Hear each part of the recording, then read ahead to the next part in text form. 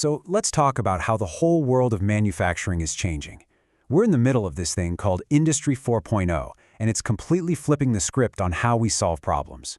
We're moving from a world of just reacting to failures to one where we can actually see them coming and stop them before they even start. Let's dig in. You know the feeling, right? Have you ever dealt with that one defect that just keeps coming back no matter what you do? That annoying, persistent issue that seems to survive every single fix you throw at it? It's a super common frustration on the factory floor. But what if the real problem isn't the issue itself, but the way we've been trying to solve it all along? You see, for decades, manufacturing has leaned on these super-structured, methodical ways to hunt down the root causes of problems. These methods are disciplined, they're team-oriented, and honestly, they've been the gold standard for a really, really long time. A perfect example? The 8 Disciplines method, or 8D as everyone calls it. It's this rigorous process where you describe the problem in crazy detail, you contain it so it doesn't get worse, and then you hunt for the root cause using classic tools. You know, like the 5 whys, where you just keep asking why, until you hit the real source of the trouble. Or a fishbone diagram to map out every possible cause. It's super thorough for sure, but as we're about to see, it has its limits in today's world. And here's the thing, this is absolutely crucial. These traditional methods are fundamentally reactive. They depend on people manually collecting data, which is slow and, let's be honest, can be biased by what we think is happening. In today's factories, you have hundreds of variables all interacting in complex ways. Trying to find the true root cause with these old tools can feel like searching for a needle in a digital haystack. Okay, but now the whole game is changing. Industry 4.0 isn't just some small upgrade. It's a complete paradigm shift for manufacturing. It's turning the factory itself into an intelligent problem solver. So what is Industry 4.0 at its core? Well, think of it as creating this hyper-connected ecosystem. It's where the physical world of machines and the digital world of data just merge.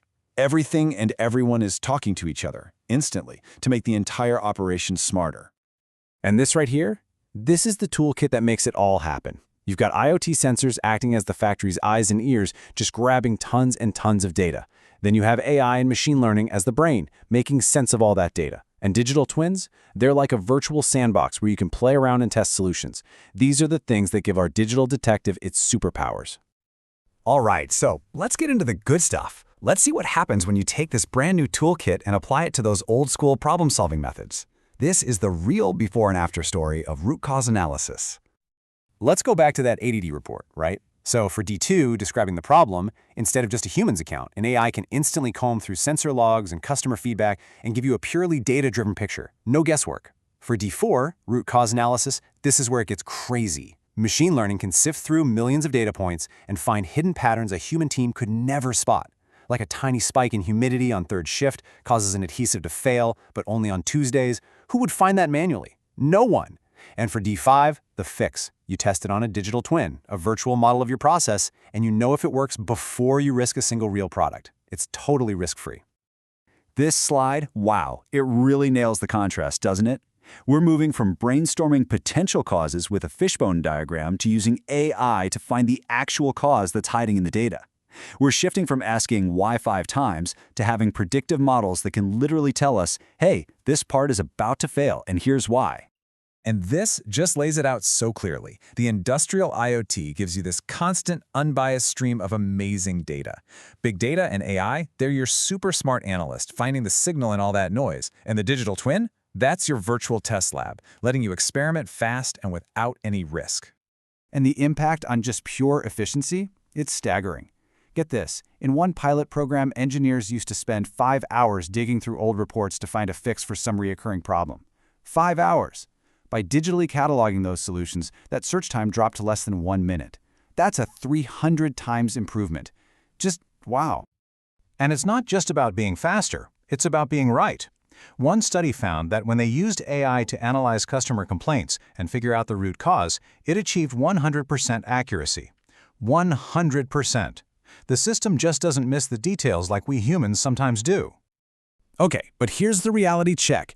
This kind of transformation isn't just about plugging in cool new tech. It demands a huge shift in the organization and, maybe most importantly, in its people.